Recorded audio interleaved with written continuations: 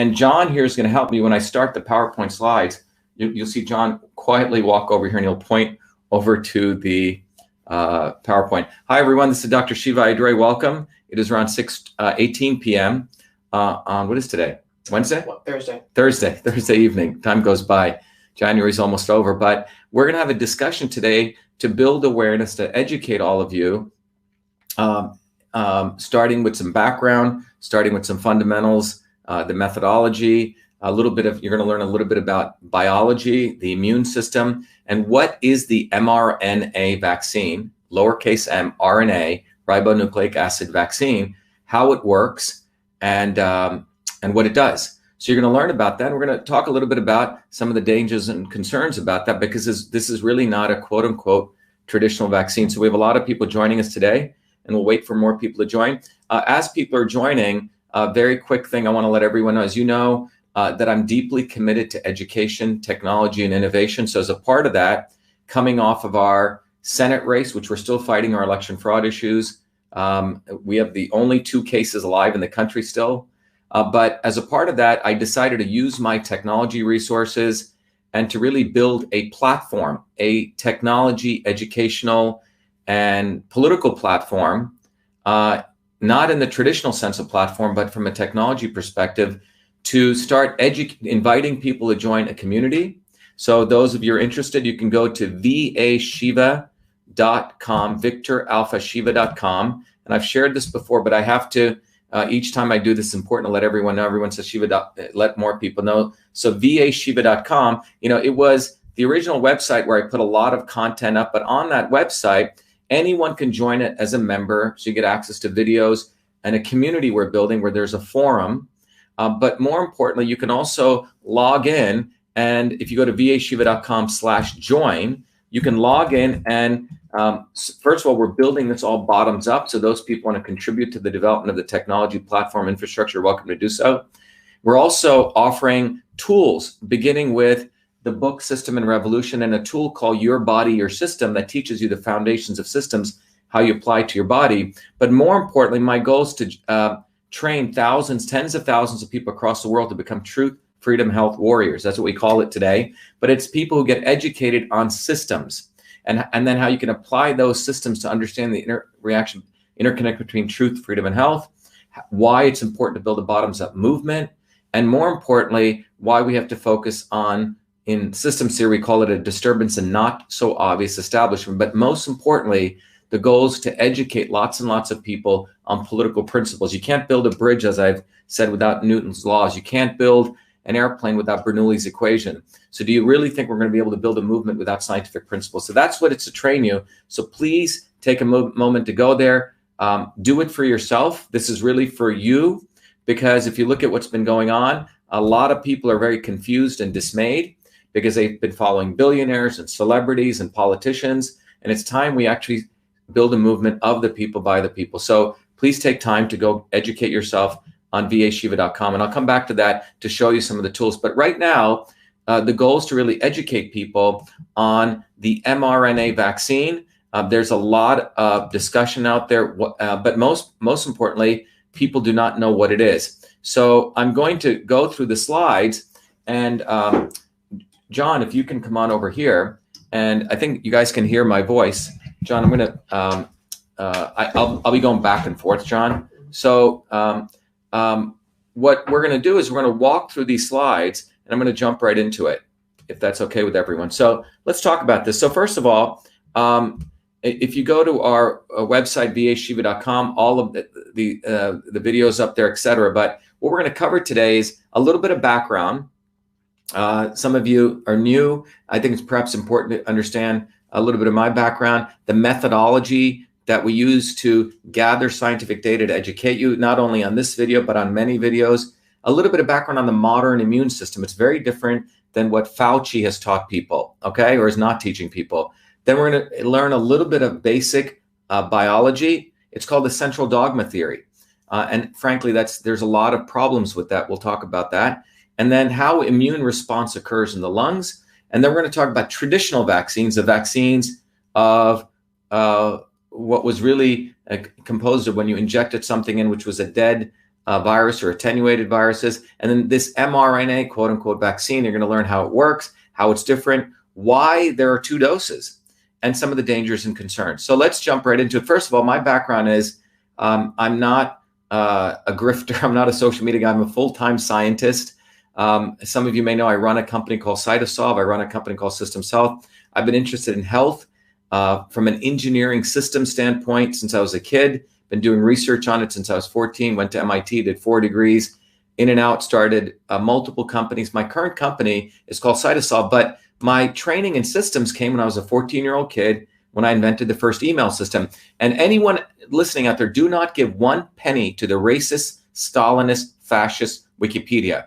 These people are absolute, go look at their board. They're a bunch of scumbags. And I have to say that because these are people act like they're quote unquote liberals into diversity, but they hate the fact that when my stuff went into the Smithsonian, I was a very humble Indian kid growing up in New Jersey. I built the first email system.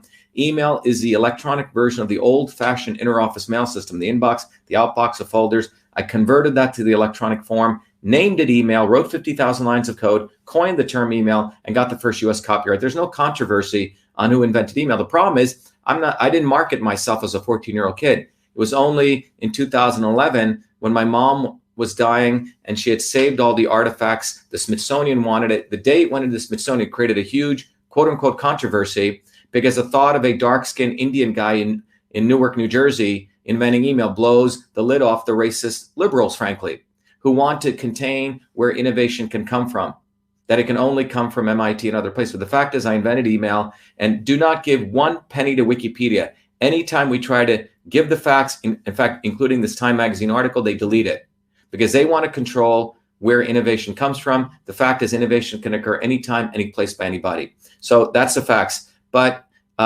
you also know I ran for US Senate because I'm deeply interested in applying systems to changing the world. But one of the key things that I do in my latest life is when I went back to MIT in 2003 to do my PhD. Out of my PhD came an amazing innovation, which was really a technology called Cytosolve, which helps us literally understand the science out there and go and essentially destroy the old model of how pharmaceuticals were created. This is how pharmaceuticals get created. They find a compound, right? Someone discovers it accidentally, then they test it in a test tube for 3 or 4 years, and they kill a bunch of animals for another 3 or 4 years. Then they go and test it on humans. This takes around 15 years. This is called the pharmaceutical discovery process. By the way, vaccines don't even go through this stringent process, okay?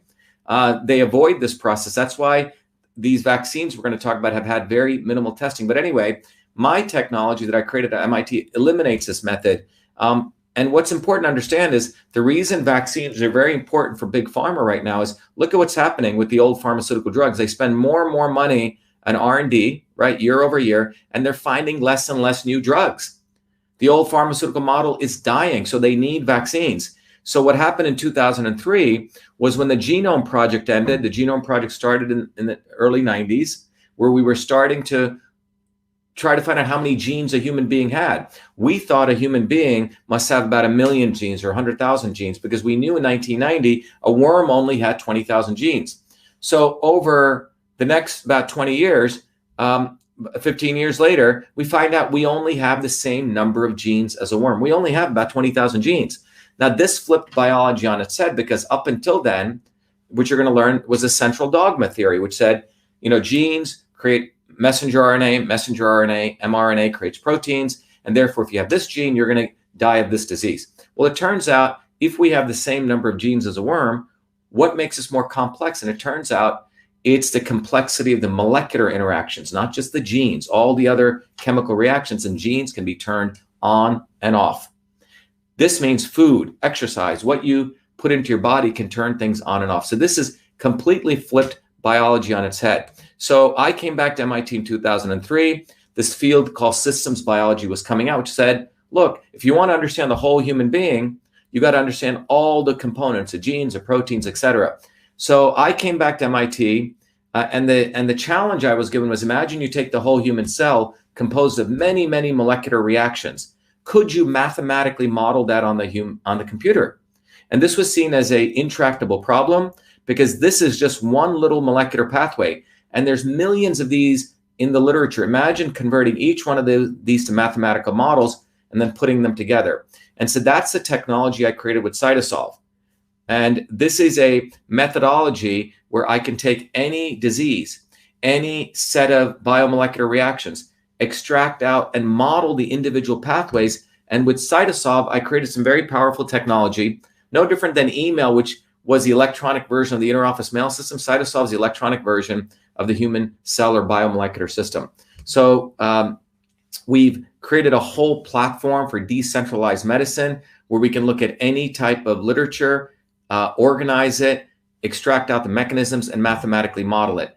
And you guys can go look this up. But so what we're able to do is on any topic, be it mRNA vaccines or vaccines in general or GMOs, we can look at all the literature, extract out the papers, curate them, extract out the molecular reactions without cherry picking, connect them together to really find out what's going on at the molecular level. So in many ways, the old model, the model of taking just a compound and testing, what Cytosolve does is we can literally model everything on the computer long before we kill animals. There's no reason to do that. You can go right from human cell testing to humans. And so our company helps the largest, people want to create nutritional products figured out. We actually are coming out with our own products now, which really do billions of computations to figure out what's right, and it gets better and better. And this is how we build airplanes, by the way. We apply engineering science.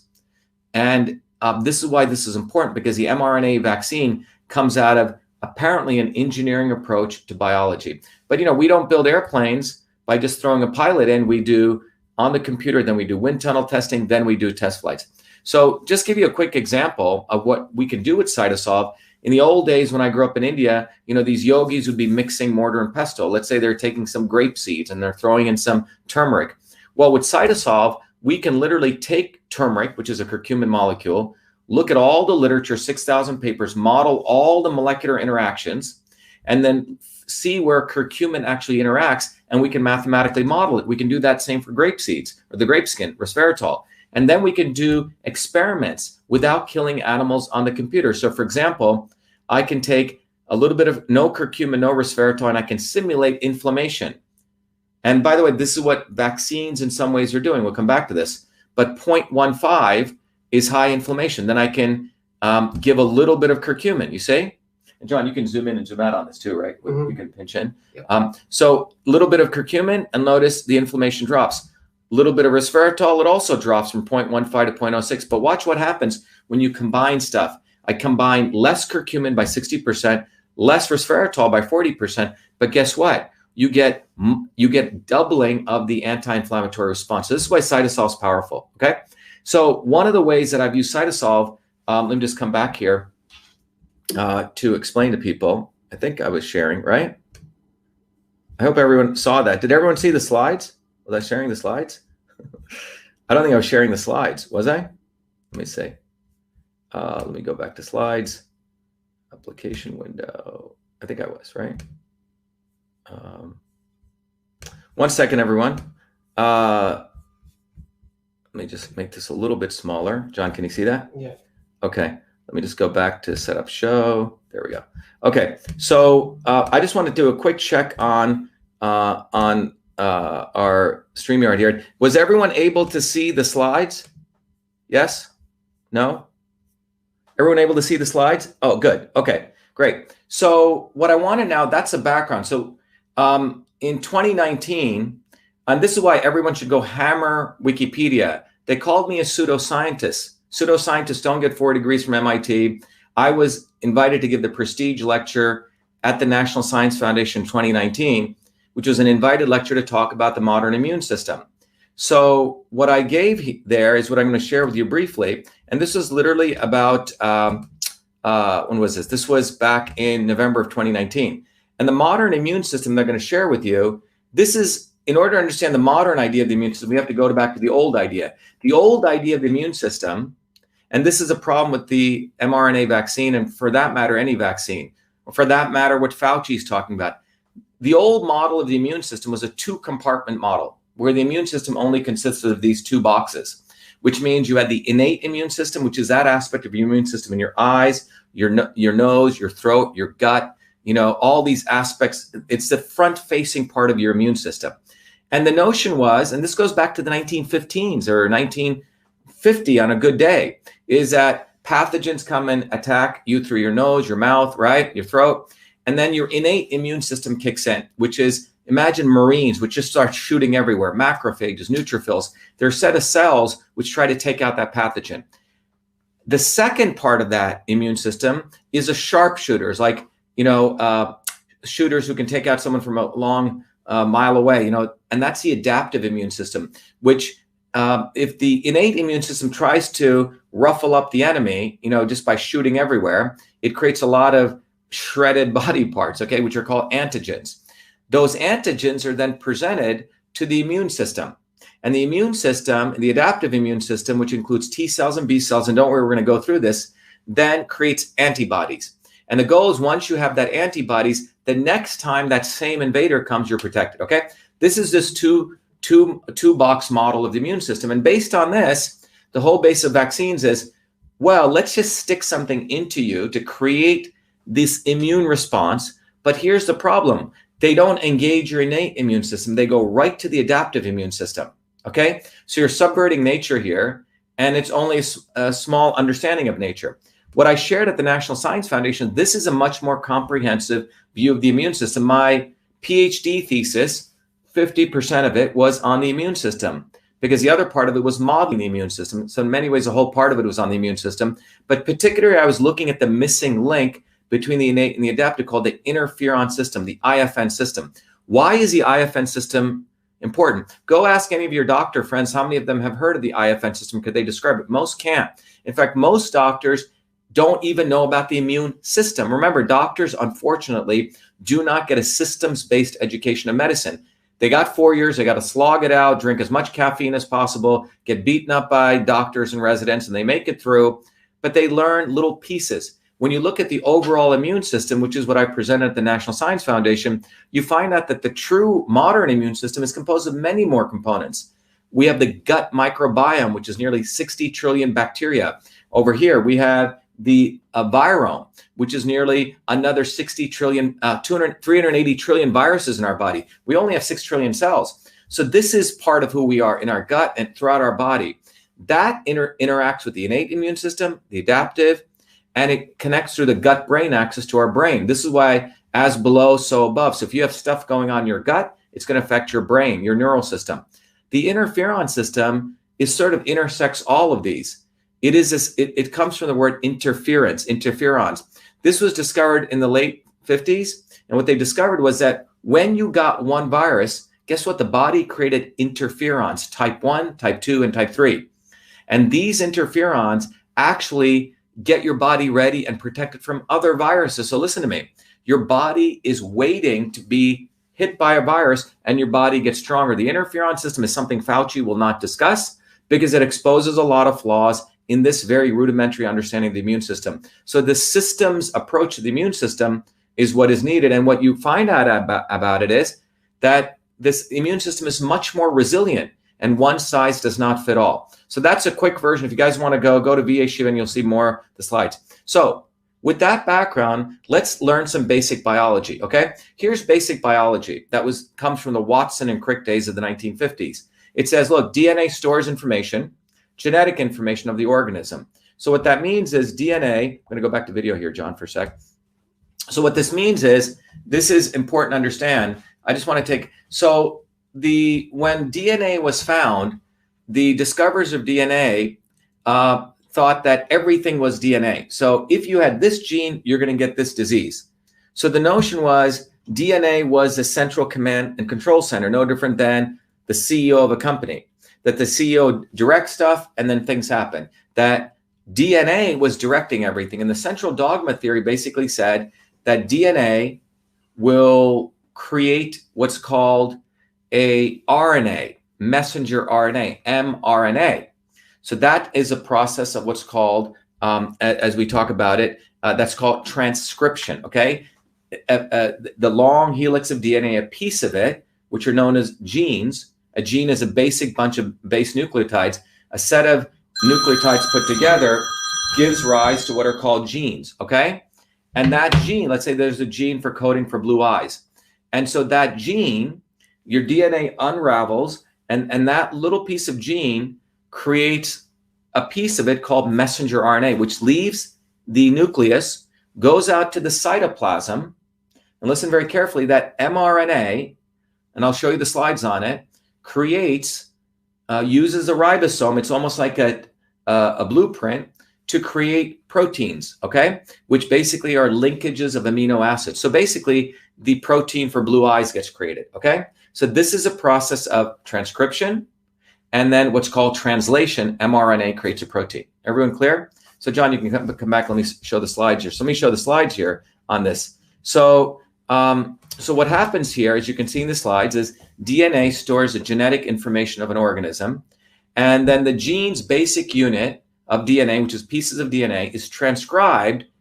That occurs in the nucleus to mRNA. The mRNA leaves the nucleus, goes into the cytoplasm, and that's where the mRNA is translated to protein. So I'll give you an example here. So here's your double helix DNA, and you notice these yellow, blue, yellow, green, blue things. These are called nucleotides if you go back to biology. So the DNA unravels, okay, and it creates a replica of it, okay?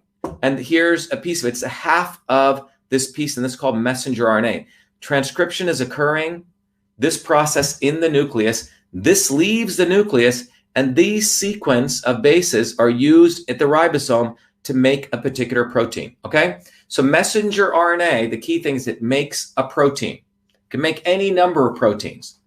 Now, just as a side note, what's occurred recently is the definition of a gene is completely changing, because what's happened, Gerald Fink, a professor at MIT, just gave a great lecture on this. And he said, you know, what I just talked about here, let me go back to this, what I've talked about are called protein coding genes, okay? These are genes, okay, which code for proteins, which means make mRNA. But what we found now is there is not just messenger RNA that DNA codes for. It codes for tRNA, silencing RNAs. There's many different RNAs. So the old model of biology was DNA makes messenger RNA makes proteins, okay? So the new definition of a gene is not a gene that just makes proteins, codes for proteins, but it's a gene that codes for RNAs, ribonucleic acids. Because it turns out that when I said those 20,000 genes, those 20,000 genes only make 2% of the DNA. So what's the other 98%? Well, the other 98% are ribonucleic acids, which means the definition of a gene is not just a gene that codes for protein, but genes that code for RNA. So it's a powerful new definition, which means that we're at a bold new world, as Gerald Fink talked about, of what Captain Kirk used to say, you know, going boldly where no man has gone before. We're at the nascency of biology, which means that other 98% are these ribonucleic acids, which can do all sorts of regulatory functions we don't even know. So when we start playing around with mRNA or ribonucleic acids, we got to be very careful, okay? Because we're manipulating nature without knowing all the consequences, all right? So, but the basic point I wanted to make here, again, is going back to basic biology, which everyone should remember, but if you don't, you have the DNA, and it creates this little piece of RNA which codes for a protein. That's the main thing you want to, because this is where the messenger RNA technology comes in. So since we're talking about the coronavirus, it's important to understand how immune response works in the lungs. What happens when you get infected in the lungs? Okay, what actually happens? Well, let me walk you through this diagram, and I've done variations of this. So remember, if you follow the old model, you have the innate immune response and the adaptive immune response. Let's walk through this. Your lungs are composed of cells, right? The walls of your lungs contain what are called epithelial cells. Those epithelial cells are where the interaction takes place between airflow that's coming in into your alveolus and the gas exchange of that air, right? You're sucking in oxygen, and that oxygen is being taken into your red blood cells, which is coming from your heart, right? As your heart pumps blood around. And then the red blood cells are exchanging back, CO2, and they get replenished. Anyway, the lung epithelial cells are where an infection takes place. So those are the cells lining your lungs, epithelial, it's lining of the lungs, okay? So in those lung epithelial cells, what happens? So you get a virus coming in. Now there's two things I want to show you here. This little orange blob is called a macrophage, okay? Macrophages are in the innate immune system. Remember, they're like the Marines. They go out and try to attack. This is a virus. So here you see the, let's say the coronavirus with these little spikes. Those blue spikes are the spike proteins, okay?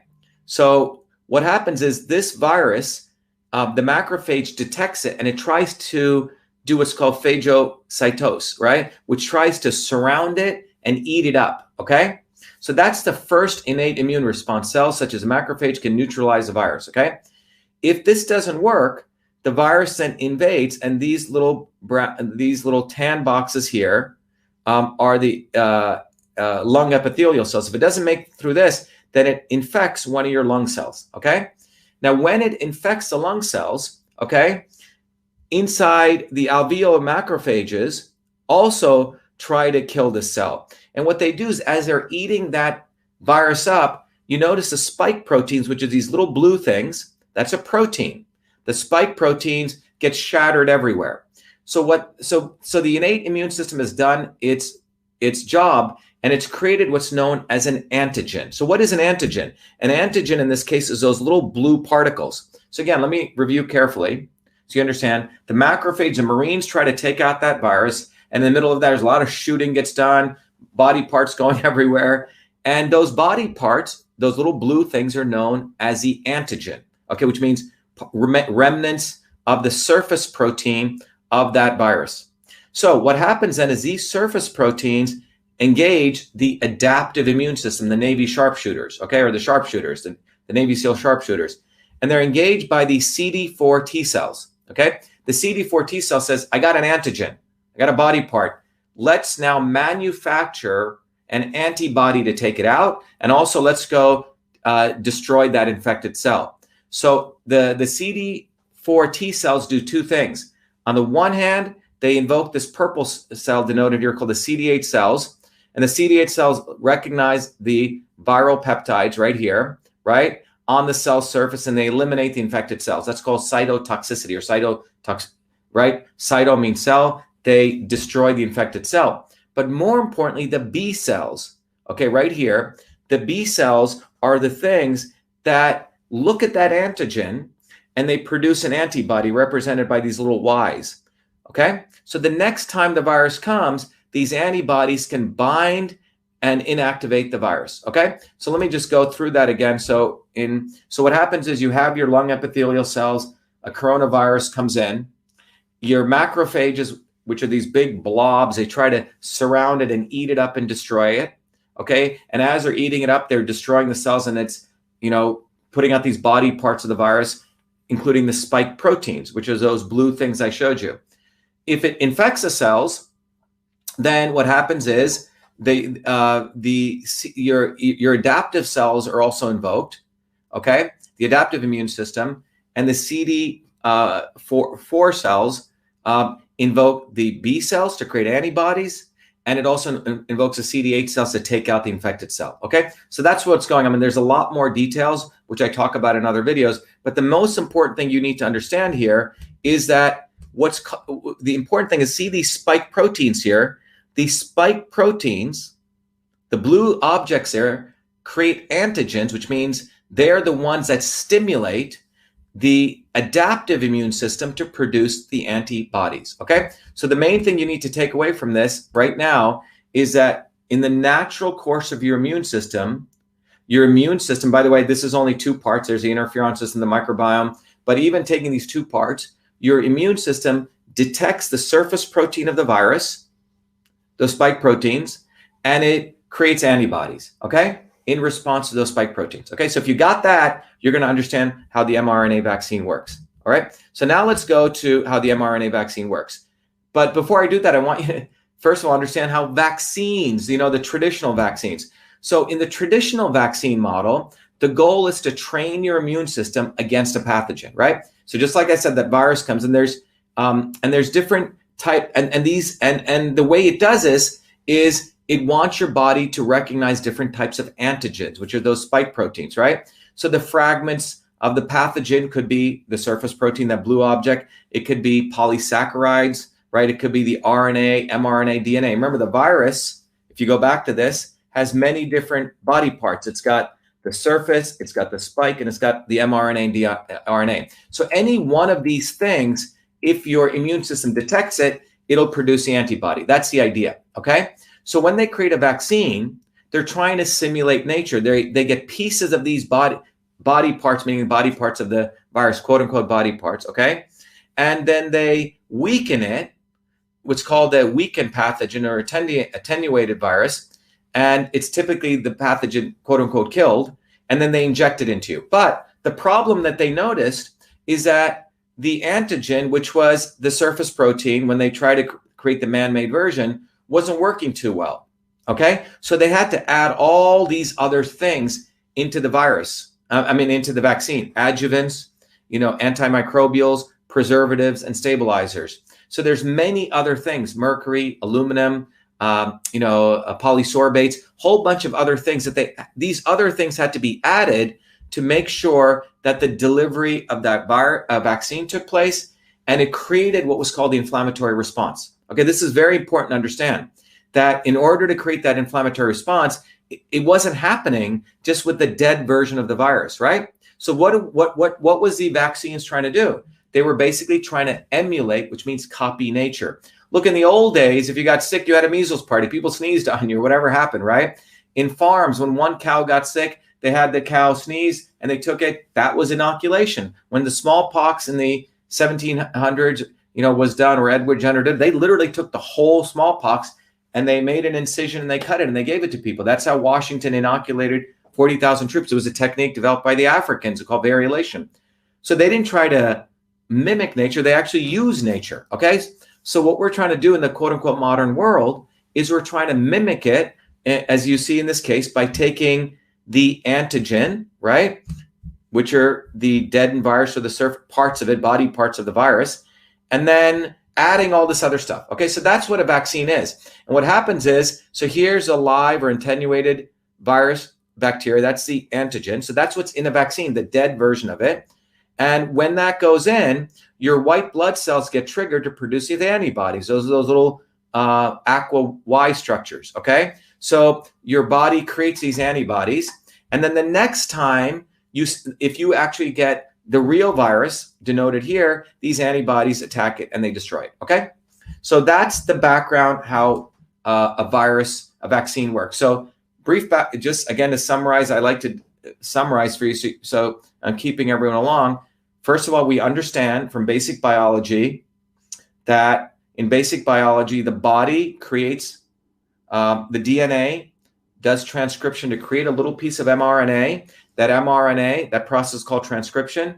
Then the mRNA leaves the cell, and leaves the nucleus. It goes into the cytoplasm, where that mRNA blueprint is used to create a protein. Messenger RNA is a blueprint for the protein. Okay. In the case of vaccines, in the case of the immune system, what we learned is the immune system looks for the surface protein of the virus, and then the immune system, through a series of processes, creates the antibodies to that protein, okay, which is known as the antigen, okay? And what we just learned just now is in a vaccine, we're actually sticking in the antigen, okay, which is a deadened form of the virus, and trying to stimulate the antibodies. That's your traditional vaccine. Now let's move into, with all that background, you're going to hopefully enjoy understanding what the mRNA vaccine is. By the way, the woman, there was a researcher in Hungary, from Hungary. She's the one who'd been researching mRNA. She said, wow, imagine if we could do this. Imagine, instead of putting in a deadened version of the virus, imagine if we could actually create mRNA, messenger RNA, that was code for the surface protein of the virus. So let me repeat that, or the spike protein. So she said, imagine I could create messenger RNA. Okay, a human being could create an artificial version of messenger RNA, stick it into you, and imagine if that messenger RNA could then go into the cytoplasm and code for the protein that would come from a particular virus's surface, or the spike protein, okay? Because if it could do that, then that protein would engage your immune system to create the antibody. So you're never ever giving the dead virus. You're just giving the messenger RNA to code for the protein to trick the immune system to saying, oh my God, I'm being invaded. So therefore, let me create the antibody. So this was a concept of the messenger RNA vaccine. She was poo-pooed. I think for 10 years, she couldn't even get any funding. But it was a woman researcher, and she is on the senior vice president at Pfizer today, okay? So the messenger RNA technology goes back many, many years. So the messenger RNA, what do we do here? This is from Pfizer. And I want to walk you through this diagram. So here, so think about, walk you right here. Everyone tracking, John? Everyone okay on Instagram? Yeah. Okay. So what you see here, let me just check if everyone's okay on, let me just go to this slide here.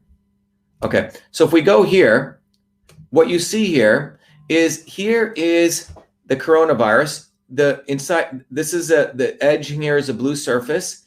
Inside of here, this little squiggly thing is the DNA or RNA of the coronavirus. And pointing out of this are these little purple things, okay? This is known as a spike protein. So why is that spike protein important? Because that is what, in the normal case, if your cell sees, your immune system sees, it says, oh, I got to produce an antibody against that spike protein. So what they did was they took one of those spike proteins, okay? They took one of these spike proteins and they reversed engineered to create the mRNA sequence. So let me repeat that again. So they said, okay, here is a spike protein, and it probably had so many amino acids. They said, let us find the messenger RNA that would create that spike protein, okay? So that messenger RNA doesn't typically exist in your DNA, so it's a foreign mRNA they're going to create. So when they shove it into your cell, it goes into your ribosome, and your ribosome says, oh, here's a messenger RNA, let me make this protein. Got it? Does that make sense, John? Mm-hmm. Okay, so that was a concept of the messenger RNA vaccine. So the first step here was to make this mRNA sequence, right? So scientists generated the mRNA sequence that codes for the virus spike protein. That's here. Then, remember, so this is very powerful or new technology.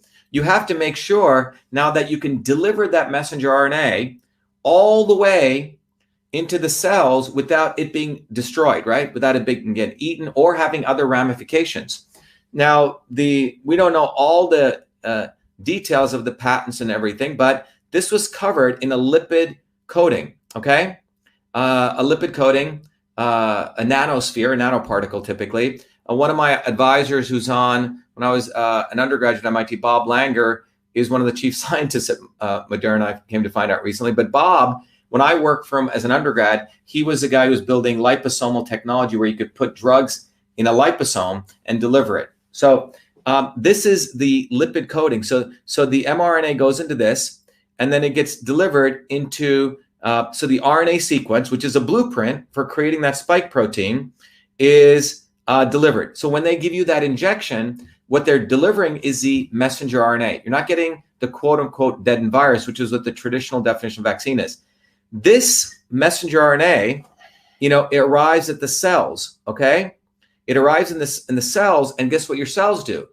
They do the same process that happened when you generated mRNA. They read that mRNA sequence, and they produce millions of copies of the spike protein, okay?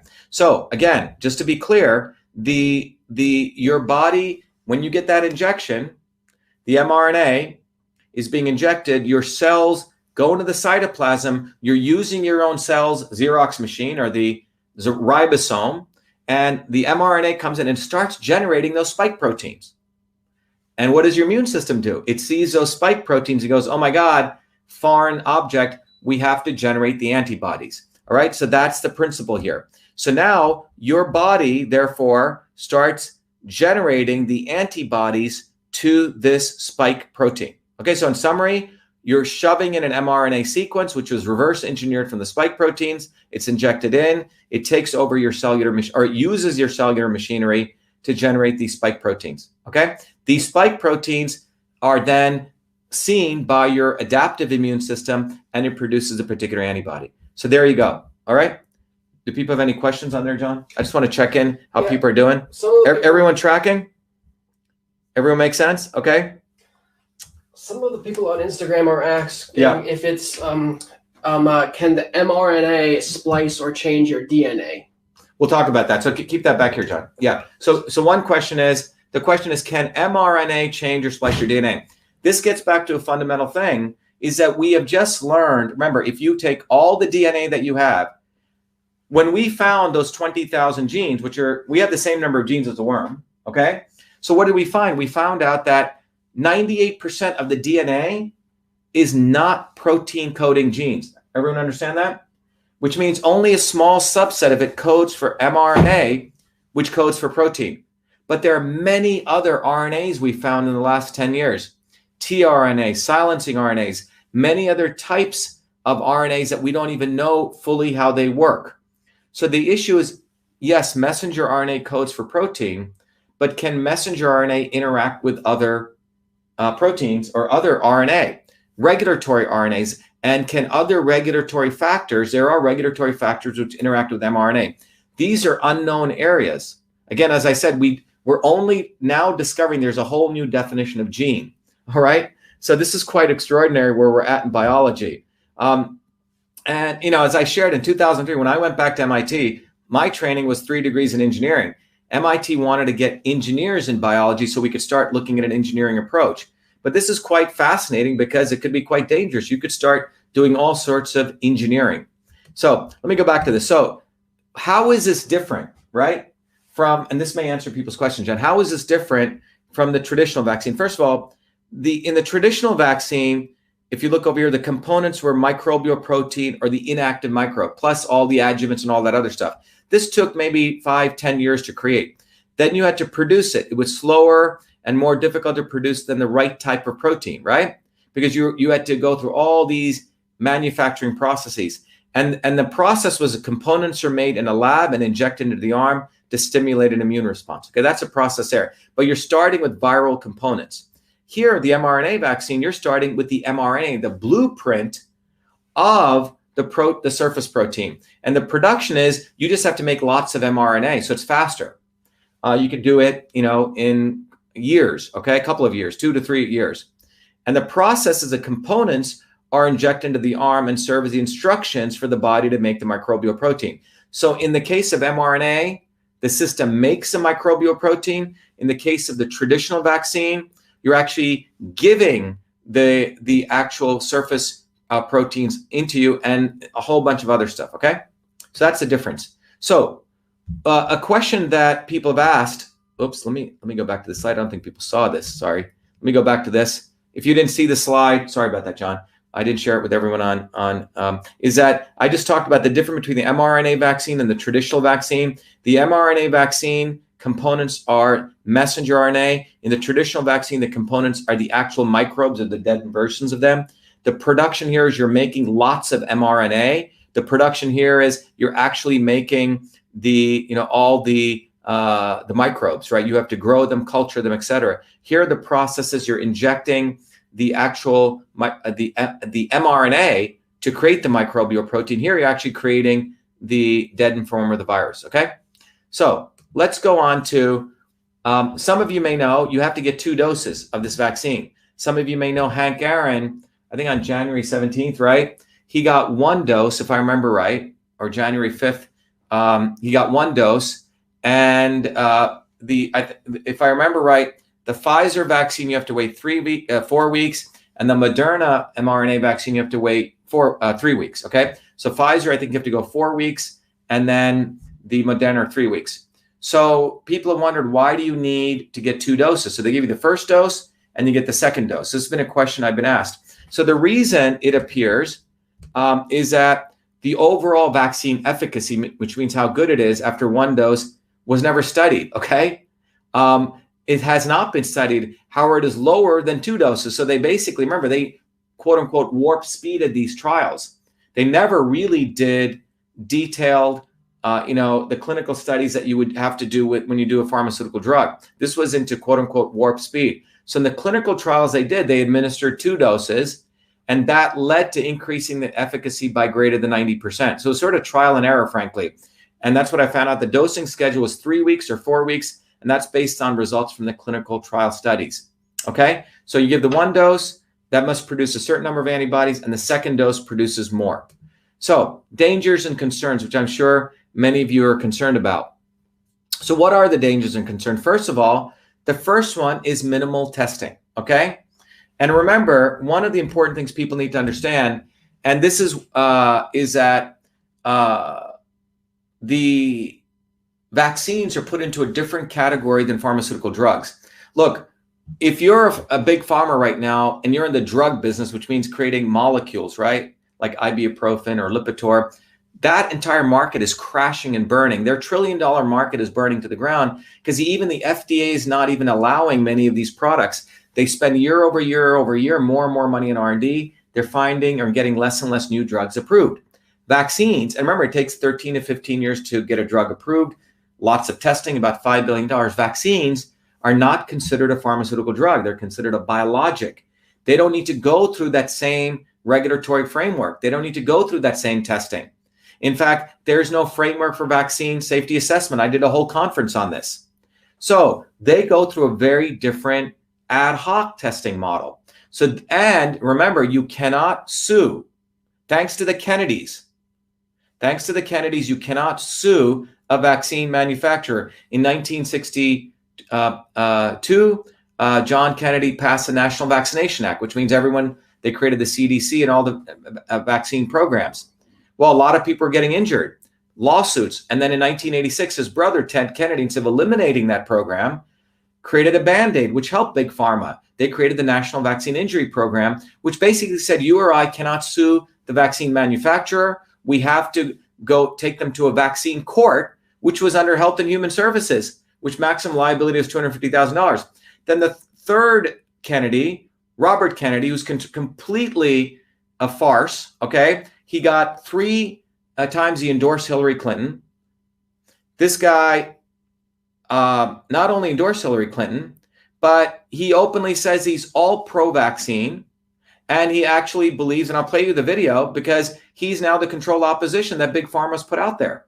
Because he is pro-vaccine, yet he has projected himself as someone who fights against, broad-based vaccines. What he wants is quote-unquote safe vaccines. And remember, when you have safe vaccines, you get to regulate the market and you create monopolies. And this is what the left and the right, how they work together, because the left promotes quote-unquote safety, which creates regulations, which creates monopolies for the right, okay? So Robert Kennedy endorsed Hillary Clinton 3 times, who's Miss Vaccine Queen. And he's openly said, he's pro-vaccine, he vaccinated all his kids. So the point I'm saying is that the National Vaccine Injury Program created by his uncle, Ted Kennedy, basically ensures none of us can sue them, and vaccines don't go through the same regulatory process. So if you're in the vaccine Big Pharma, it is a payday because no liability, you can't be sued, and the regulatory process is shrunk. So that's the background. So what are the dangers and concerns here? Let's look at it, okay? So the dangers and concerns here, first of all, there's minimal testing. The second thing, remember I talked to you about the interferon system, that middle missing link. Well, there's evidence that that upregulation of type 1 interferons takes place, okay? And that's associated with autoimmune disease. And this comes right out of, and you can look this up on MedPage today. It goes, a possible concern could be that that some mRNA-based vaccine platforms induce, remember, the mRNA, they add other stuff, the liposomes, all this other stuff, induce potent type 1 interferon, which are interferon alpha and beta response, which have been associated not only with inflammation, but also potentially with autoimmunity, okay? So that's one thing I want to alert people to. Remember, it's not just the adaptive, it's not just the innate. We have the interferon system. So the components of that platform can induce type 1 interferons, which are associated with autoimmune disease, all right? The second piece there is the issues with blood coagulation and edema. And the authors of one of the papers also noted that extracellular RNA could contribute to edema. So remember, when that mRNA goes in, it has to go into the cell, into the cytoplasm. Well, some of it may be out of the cell. So let me just point this out. Remember, this is very, very important. The mRNA, messenger RNA, remember, it is created in the nucleus in the natural world, right? The way nature works. Your DNA creates mRNA in the nucleus and it gets transported to the cytoplasm. And in the cytoplasm, mRNA is used to make the protein. But when we inject mRNA, it's got to go into the cell. Not all of it's going to go into the cell, right? Some of it's going to be outside of the cell. Well, that's not the normal place for mRNA to be. So one of the important points here that was brought out is extracellular RNA could contribute to edema, right? Which means, buildup of water, fluids. And the cited study that showed it promoted that you could get blood coagulation and pathological thrombosis formation. Because what you're doing is the mRNA is not supposed to be outside of the cell. It's got to be inside of the cell. So when you inject it, it's got to make its way in. And look, I can tell you from an engineering standpoint, there's a thing called efficiency. No engineering system is 100% efficient. If you did, we'd have perpetual motion machines, which we don't, right? So not all of that RNA is going to make it in. Some of it's going to be outside of the cell. And that can cause edema and blood coagulation, as some of the studies have shown, okay? The final piece here in the danger is severe allergy. Moderna, now remember, they did not release their figures for adverse events in announcing the final top-line results, but said there were no serious safety concerns. And the interim data from the company's phase 3 trial analyzed when 95 infections had been recorded out of the 95, did include adverse events rates: fatigue, 9.7%, 8.9%, myalgia, arthralgia, 5.2%, headache, 4.5%, pain, 4.1%, arrhythmia and redness at the injection site, 2.0%. So there were other adverse reactions, anywhere between 2% all the way to 9.7%. So I'm going to end there. But the main thing I wanted to do here is to build awareness. Look, we don't want to build a left-right narrative anywhere. We don't want to go pro-vax, anti-vax. What we want to build is a systems approach. And what the systems approach reveals is that the body, first of all, is a unique system. Your body is different than my body. And the immune system, as I've shared, is a very complex system. It's not just the innate and it's not just the adaptive. So when we try to go create a solution, play with nature, we need to understand there's many, many subsystems taking place here. And the key takeaway is we only know today 2% of the human genome. The other 98%, which are these genes, they're not just creating protein coding genes, mRNA type things, they're creating other RNAs, and we don't fully know how they work. So when we're giving mRNA, now they've worked through certain very interesting problems, engineering problems, which is how to get it delivered, how to make sure it doesn't get eaten up. But any engineering system always will have a certain amount of inefficiency. And that is fully not been disclosed to all of us. That inefficiency can contribute based on the individual to different kinds of reactions, because one size does not fit all. So I hope that's helped. John, we can take some questions. Yes. Let's see if we have any questions here. Let me see. Let's see what we got here. Immune system. Let's see. Let's see what we got here. What does this say? Okay, someone says, we know the full genome, how it is regulated via the elite one is still becoming clear. Exactly. So I think the point is, look, we know the genome, but we don't know what 98% of it does. Okay? When we talk about the genome, we're only been talking about the protein coding sequences. Okay? That's where the Genome Project was. So again, we're in the bold age of biology. I mean, we're literally like looking at the stars, everyone. And there are, trillions of stars out there. We have more stars than grains of sand. Well, we have the same situation in biology right now. What do you got, John? Someone asked, have you ever had any business dealings or relationship with Pfizer or Moderna? No, I haven't had any dealings with Moderna. So let me give you my background. When Cytosol first started, right? Robert Kennedy, when I exposed him, he said that I am a vaccine maker because I was actually exposing him. You know, what Cytosolve does is it's a mathematical modeling technology. We can model anything. So when I created, when I was my PhD student after I came out of MIT, we actually thought we could help pharma. If pharma was smart, we could actually help them identify problems. So Pfizer actually had us do a mathematical model of lupus. And then the entire group at Pfizer got completely dismantled. We would have loved to help them, but they got dismantled. The vaccine maker should actually be coming to us because we can actually help find things that do not work, because Cytosolve can find synergies. However, they've never taken up the offer. But the cool thing is we've used Cytosolve. We have the gold standard because we use Cytosolve. We've published papers. We've actually used Cytosolve to identify 2 combination therapies without killing any animals for cancer. And we got it allowed by the FDA. So, but everything we do with Cytosolve is in the natural products world. But they have a problem with me in Cytosolve because I've gotten the gold standard by the big guy, so they can't say that our stuff doesn't work. But today we're using Cytosolve to actually understand natural products and how we can create natural combinations. That's what we do.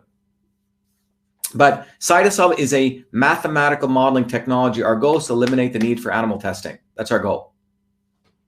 Can the virus, someone said, can the virus through the vaccine be passed from human to human? Can the virus through the vaccine? Oh, okay. I think what you're asking is if someone gets, okay. So just remember, I think if you're asking a general question, we're all trading viruses every day, okay? You have 380 trillion viruses in you. John's got 380 trillion. I have 380 trillion. And we are all walking germ things. So we're always transacting all sorts of chemical entities. I think the key question to ask is, the main question to ask is, how do we boost the immune system? Because boosting the immune system is what we should focus on, because the immune system was designed over billions of years to ward off many, many things. So vitamin D3, for example, creates what are called CAMPs, cathelicidin antimicrobial proteins, which actually are capable of taking down, and lysing cell walls, which means breaking up cell walls.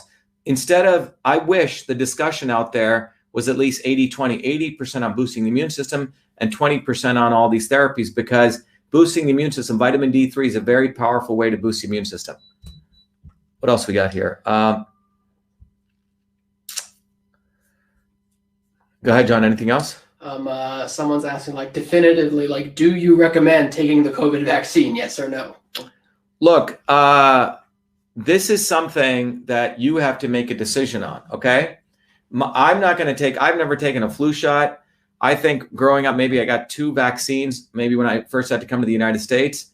I played in dirt. One of the videos I did earlier will show you that resilience is a key. A great piece of research that was done published in the Pediatrics Journal shows that when you're young, they did a study in Finland of kids, babies that grew up until the age of 1 year old. When they looked at families which had dogs that were indoor dogs which went in and out, and then families which had no dogs. Well, the families which had dogs that were bringing in dirt in and out had a 44% less reduction in ear infections. So we know when kids are young, the immune system is waiting, because we're not just like individual entities. We grew up in nature.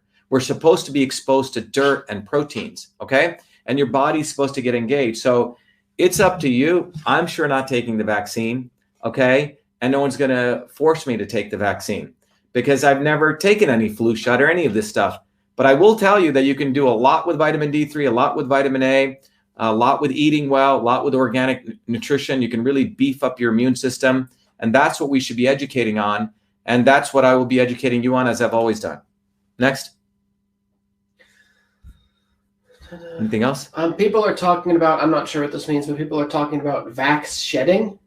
Is that possible? Yeah. So look, one thing is, this isn't the case of traditional vaccines.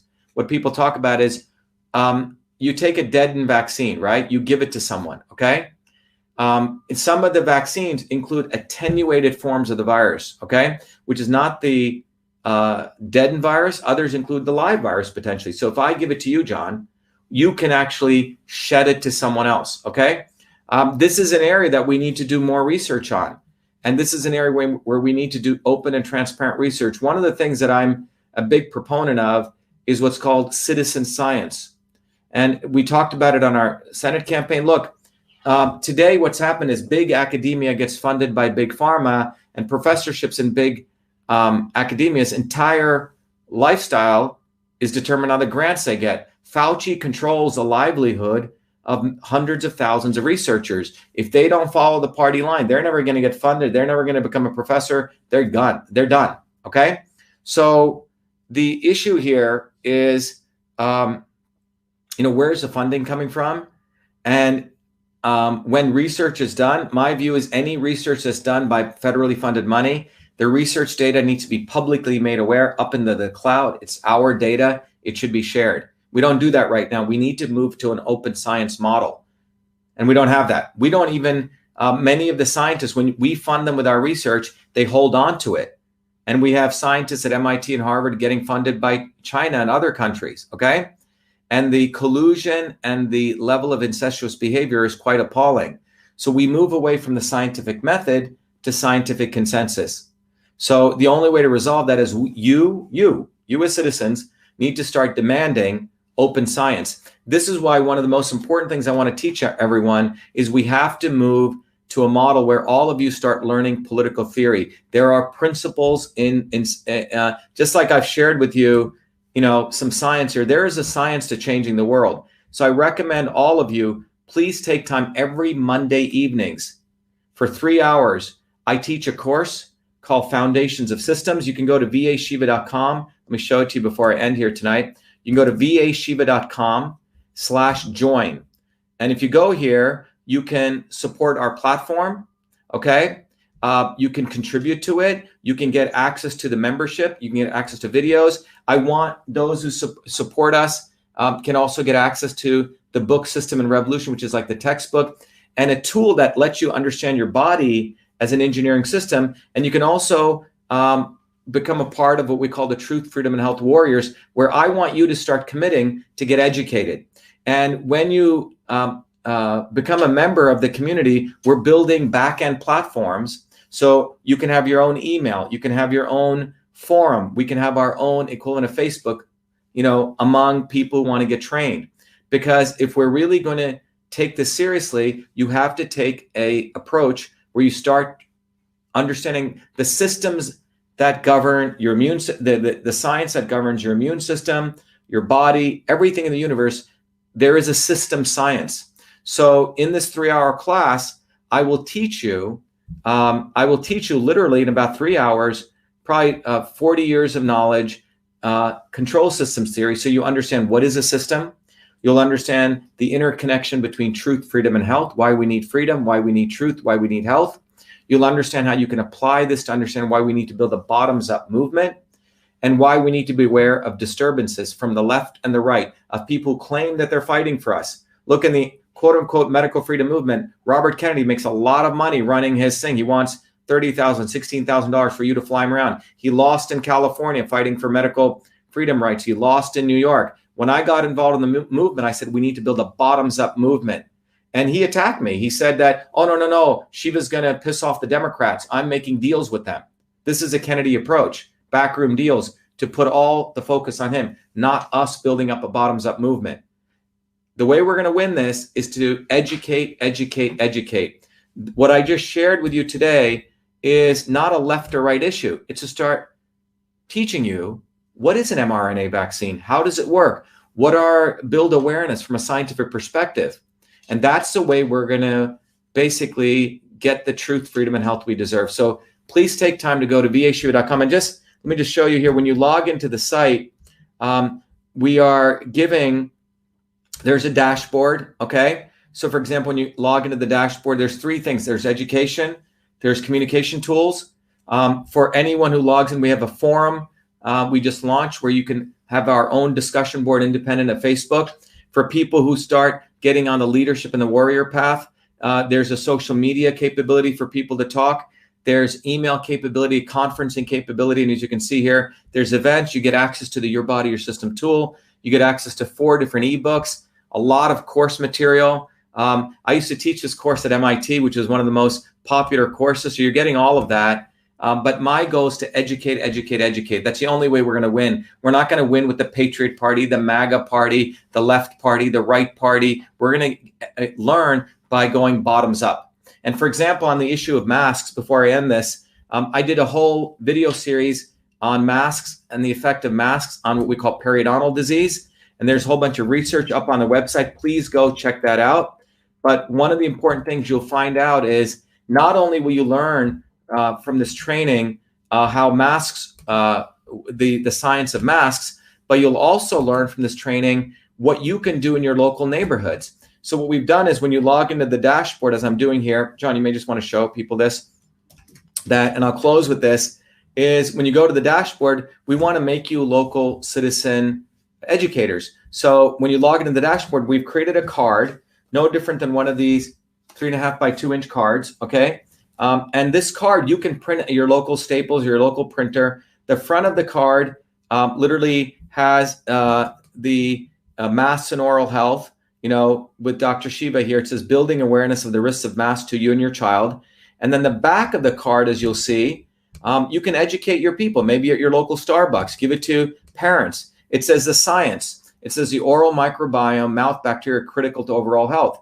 A child's oral microbiome is a predictor of their future health. Systems biology reveals masks disrupt oral microbiome, and dentists are now reporting increase in oral health issues. So this is a science. So instead of fighting with someone about masks or not masks, say, hey, look, did you know the science that the mouth, when you put that mask on your mouth, it really increases temperature, it increases acidity, it creates mask mouth, okay? And then here are the public health implications. You know, we need more risk assessment. And this is something everyone should fight for, right? Okay, you want to start using mRNA vaccines, where's the risk assessment? The second thing is we need coverage of the emerging dental health issues, okay? So if your child has a dental health issue, don't you think whoever's forcing masks on us should also be liable for dental health issues?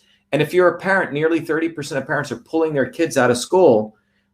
Maybe we should give tax credits. If you're not going to use the existing public school infrastructure and all that goes on the parents, maybe we should get tax credits, and we need to increase education investment in research. And you can drive people to the vashiva.com/mask site. And if you go there, there's a great video here for all of you to use, right? Which gives the science of it, okay? So the idea is to train you on the science, and there's a great video. Everyone should go there.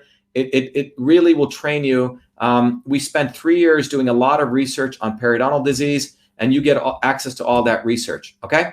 So this is about combining science, you know, activism in terms of educational activism based on grounded in science. That's the way we're going to really bring light into the world, not by fighting left and right, Republican, Democrat, or starting another party. It's about educating people.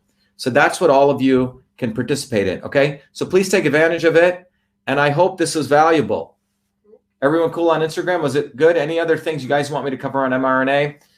Periscope, YouTube, Facebook, anything else? If you do want me to cover anything, please email me at vashiva@vashiva.com, Victor Alpha Shiva @victoralphashiva.com, and please take advantage. Go to vashiva.com/join. Join this movement, this platform that we're building. It's all for you, but it's really up to you. Nothing is going to happen in the world until we do it.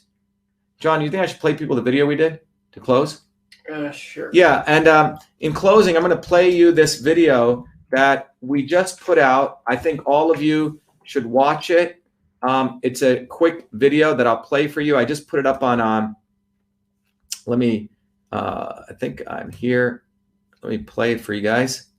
Stop screen here. I'm going to stop this here. Let me share the screen here.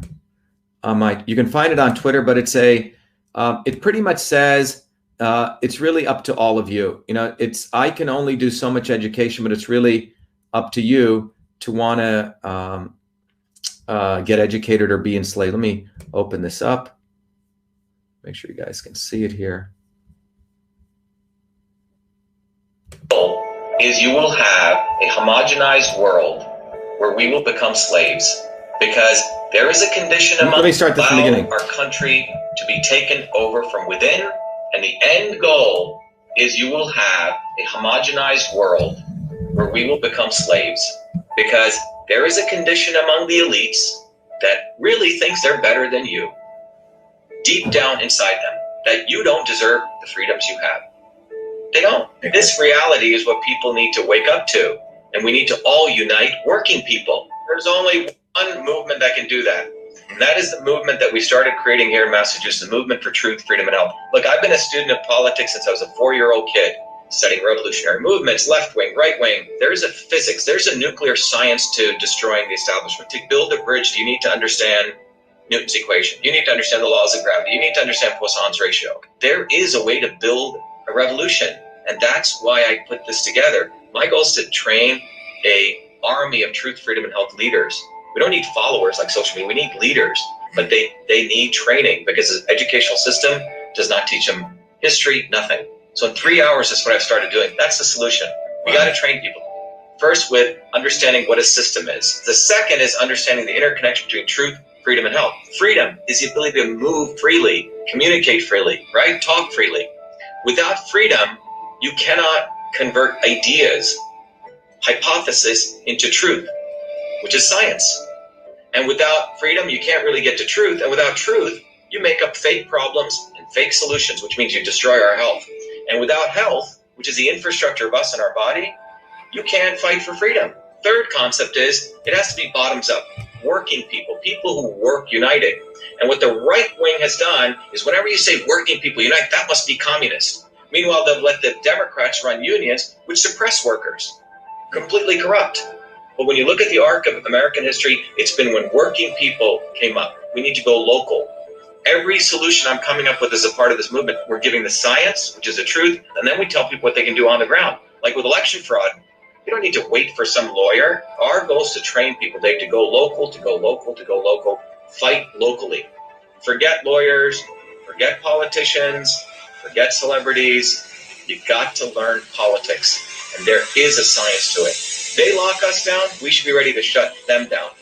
And the fourth part of this principle is a not so obvious establishment. So when you look at a system, there's always something that disturbs you from getting to your goal. Well, the biggest disturbance is a not so obvious establishment, which are those people who claim they're for you, on the left and the right. The Al Sharptons who tell black people I'm for you. The Tucker Carlsons. Do you think any true anti-establishment person will ever be on Fox or CNN? I don't think so.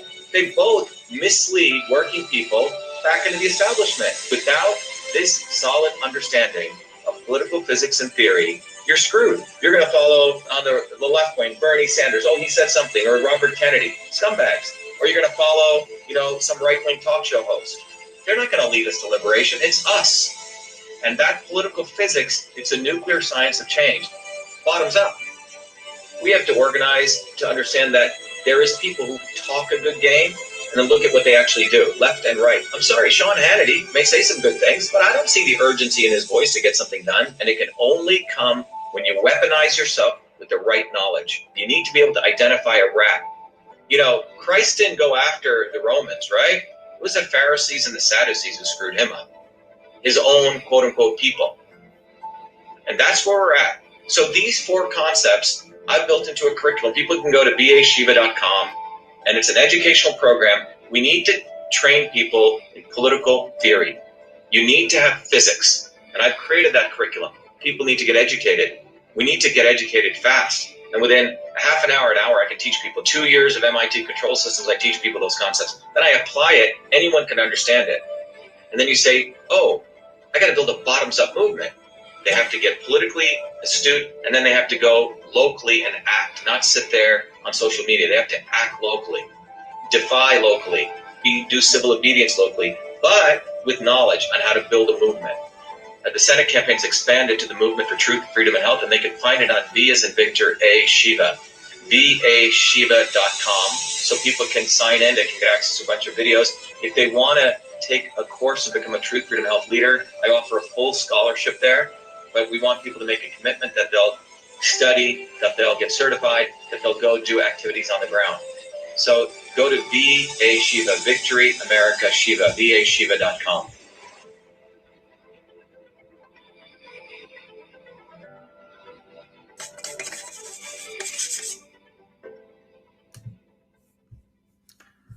All right, everyone. I hope that helped. John, just wrap up a couple things. So anyway, that video took a lot of stuff to do, but it pretty much shares it. It's up to us, guys. I was fortunate to get a lot of science knowledge training, but it's up to us to get educated. Someone just said, knowledge is the ultimate weapon. Weaponize yourself with knowledge, but it's going to require you to get off your butts, put some time in, and learn scientific principles. I put those principles together. Every Monday nights I do it. I teach it over and over and over again. Whoever wants to come, support yourself to do it and support the movement for truth, freedom, and health. That's how we're going to win. There's no other way to win. Just look at what happened in the 4 years. Hillary never got locked up, guys. Wake up. So stop pushing this party, that party. Don't go from Burger King to McDonald's, okay? They're both unhealthy, okay? It's time that you start building a movement bottoms up. I figured out over years the principles of that, scientific principles. Without the science, you're not going to get anywhere. You're just fooling yourselves. You're being a dilettante, okay? If you want to be a professional about this, start getting educated. Thank you, everyone. Be the light and have a good evening. And thank you. Be well.